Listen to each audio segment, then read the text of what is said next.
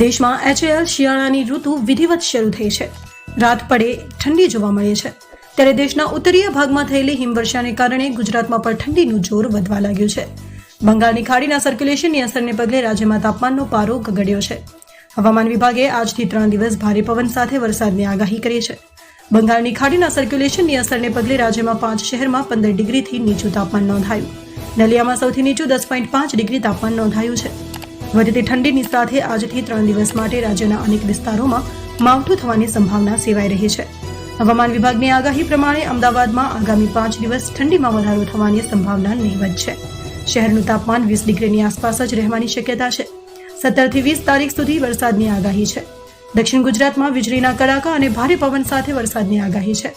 પવનની ગતિ 40 કિલોમીટર પ્રતિ કલાકે ફૂંકાશે.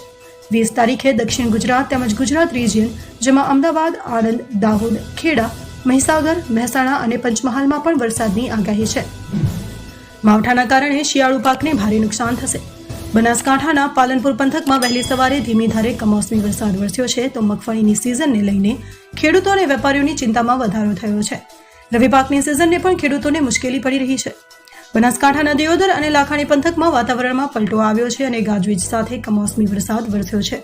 વહેલી સવારે વરસેલા કમોસમી વરસાદથી ખેડૂતોમાં ચિંતા જોવા મળી છે તો સાથે જ અરવલ્લી અને બહુચરાજીમાં પણ વરસાદ પડ્યો છે જેને કારણે ખેડૂતોમાં ચિંતાનું મોજું ફરી વળ્યું છે.